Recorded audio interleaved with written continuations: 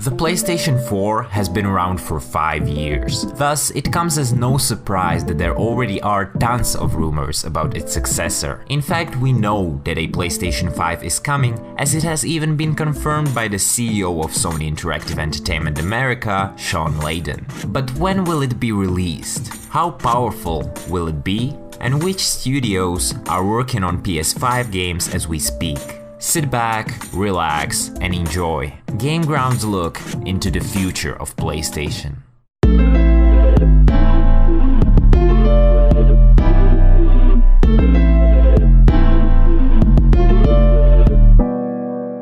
Video games are looking better and better each year. There's no doubt that PS4 exclusives like God of War have amazing graphics. On the other hand, with some third-party titles, for instance Assassin's Creed Origins, Shadow of War, or The Witcher 3, the difference between PC and PlayStation is noteworthy. This gap keeps getting larger, and that's why there will naturally be a demand for more powerful next-generation consoles from gamers and game developers alike. As a matter of fact, game studios are working with the PS5 already. According to Marcus Sellers, industry insider with a solid track record, third-party studios have had access to PS5 dev kits since early 2018. Thanks to that, many specs of the console have leaked. So, we have quite a good idea about what hardware will be inside the PlayStation 5. God.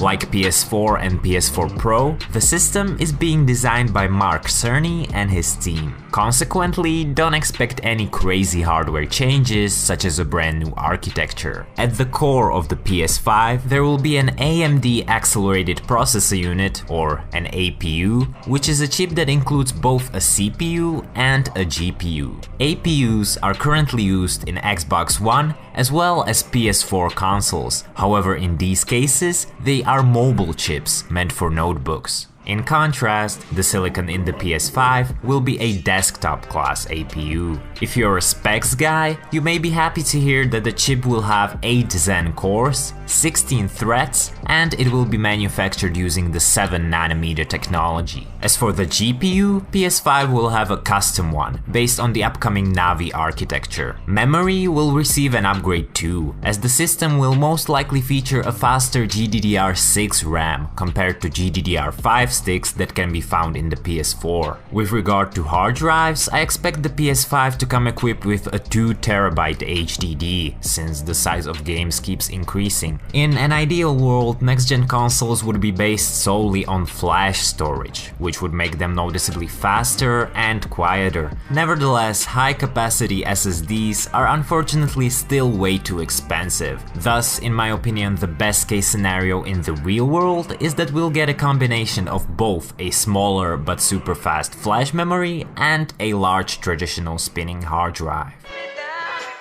Another drive that may stick around is an optical drive. The PS4 Pro doesn't support 4K Blu-rays, and it's hard to say whether PS5 will, but what I'm personally convinced about is that the PS5 will feature an optical drive of sorts. Why? Well, for one thing, even though the PlayStation Store is making more and more money each year, the majority of revenue in console gaming is even now made at retail. In addition, Sony made huge emphasis on the ability to share disc-based games when revealing the PS4 in 2013.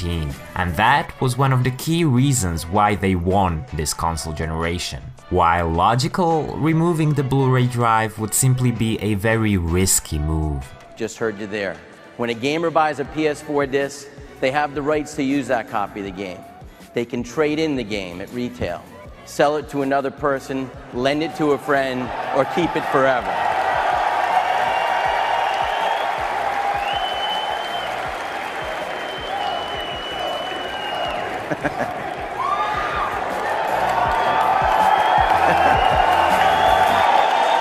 Thanks to all the mentioned upgrades, especially the desktop level APU, the PS5 can potentially be 6 to 8 times more powerful than the standard PS4. Nonetheless, don't expect a PS2 to PS3 jump in graphics. It will no doubt be a major step up from the PS4, but the difference will, needless to say, be smaller when you compare it to the PS4 Pro. PlayStation, though, is still in a better position than Xbox, since Microsoft will probably want to release a new hardware to compete with the PS5, but given how powerful Xbox One X is today, the next Xbox will either be only a small upgrade or it will not be affordable. Anyhow, even if the step up in graphical fidelity won't be mind-blowing at launch, we will likely appreciate the power of the next-gen consoles later on in their life cycles, when games will not only have better graphics, but they will also feature richer and more alive environments, more advanced online functionalities, and much smarter artificial intelligence.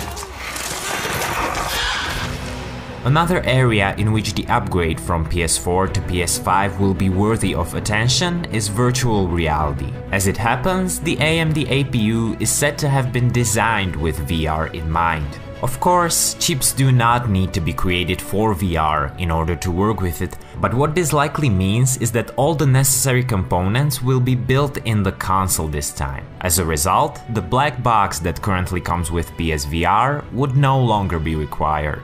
Additionally, the amount of cables will presumably be reduced, possibly even to zero, as wireless adapters for HTC Vive and Oculus Rift are already a thing. Nevertheless, it's unlikely you'll be able to use PSVR wirelessly at launch of the PS5, since it would require Sony to either release a costly adapter or a brand new headset. Don't get me wrong, PSVR could certainly use an upgrade. It lags behind its competition in terms of displays, and let's not forget that the Move controllers are nearly 9 years old. However, Sony can't expect customers to buy two relatively high-end products at the same time. Therefore, I believe that an upgraded PlayStation VR headset, designed specifically for the PS5, is coming, but it will be released a few years after the console itself. What will naturally come out alongside the console is a new controller. While there haven't been any rumors about the features of a DualShock 5, it likely won't be too different from its predecessor, since the PS4 gamepad is considered to be one of the best out there. If there's one problem with the DualShock 4, it is its short battery life. Sony can, however, easily solve this by removing the touchpad.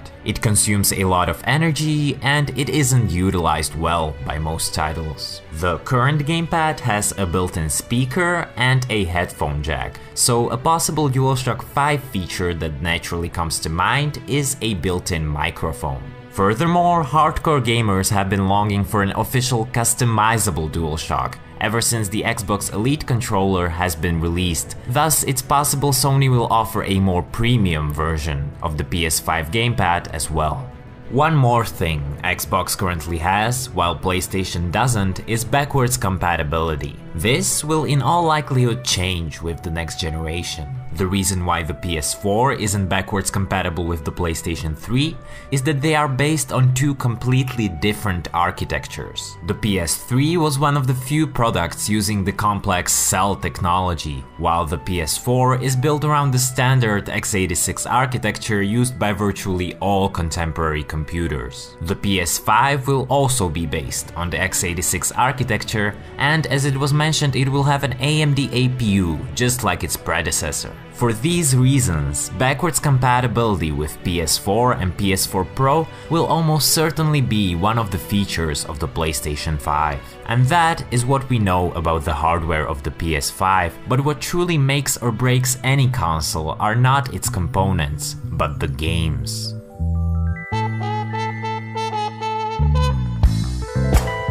As I've told you at the beginning, studios already have access to PS5 dev kits, hence games for the next PlayStation are unquestionably being worked on today. Sony has confirmed just recently that the PS4 is in the final phase of its life cycle. Accordingly, Death Stranding, Ghost of Tsushima, Days Gone, and The Last of Us Part 2 are most likely some of the last AAA exclusives coming to the platform. It is safe to assume that games for the next-gen system are currently in development development at many of Sony's first-party studios, especially at the ones that have put out a big PS4 title not long ago and their upcoming project hasn't been announced yet. That is Sony Santa Monica, Quantic Dream, Guerrilla Games, and possibly also others, like the Japan studio or Polyphony Digital. What's more, we know that there's a quote-unquote secret team working on a PlayStation exclusive in San Diego. Given that this team has been formed just recently, that it includes some former Naughty Dog employees, and that it allegedly cooperates on its project with Naughty Dog, the most plausible explanation for its existence is that the team is working on a new Uncharted title for the PlayStation 5. The game can potentially be a tie-in to Nathan Drake's big screen debut, as an Uncharted movie is indeed in production. Be sure to check out my in-depth video on the film to learn all about it. Anyway, independent creators Sony has good relationships with, such as Ready at Dawn, Supermassive or Insomniac, are probably working on PS5 projects too. These studios are the so-called second parties, but third parties are working with the new hardware as well. To be exact, Cyberpunk 2077 by CD Projekt Red is said to be one of the first already announced next-gen games. In addition, it's nearly certain that the next Grand Theft Auto will also be a next-gen title, since for several years Rockstar has been putting all of its efforts into Red Dead Redemption 2. Interestingly, the PS4 generation will become the first console generation to have no GTA title made specifically for it ever since Rockstar Games was founded in 1998. This is because GTA 5 was still a PS3 gen title, and by the time GTA 6 comes, the PlayStation 5 will surely have been out already. So when will the PS5 be released?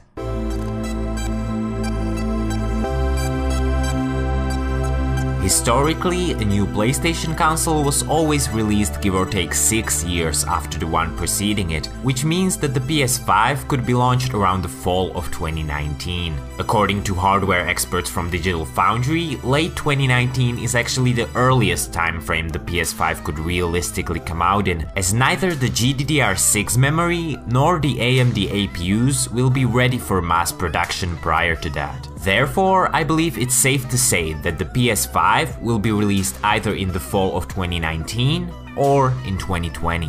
Not that his opinion matters too much, but industry analyst Michael Pachter said he thinks there's a 25% chance the PS5 will come out in 2019 and a 75% chance it will be released in 2020, which is about in line with Digital Foundry as well as with my own educated guess. So that is when you'll most likely be able to get your hands on the PlayStation 5. But when will it be announced? Well, both the Xbox One and the PS4 were revealed at their own special events early in 2013, and the companies then shared more details at E3 in June. This model has proven to work well, thus I think that the same scenario will repeat with the PS5. That means that whether it will come out in 2019 or 2020, Sony would reveal it at a special PlayStation meeting sometime early that year, and at E3 we'd learn more information, including the exact release date and the price. And speaking of the price, how much will the PS5 cost? This generation of consoles taught us that the $399 price point is an ideal compromise for making a console both affordable and powerful. PS4 and PS4 Pro both had the mentioned price tag at launch, and I'm convinced Sony will play it safe with the PS5 too, and it will also launch at $399. Now there's one other thing I'd quickly like to address. Whenever I read a discussion about the PS5, there always are frustrated people in the comments who have recently bought a PS4 and they feel like it was a waste of their money since the PS5 may be around the corner.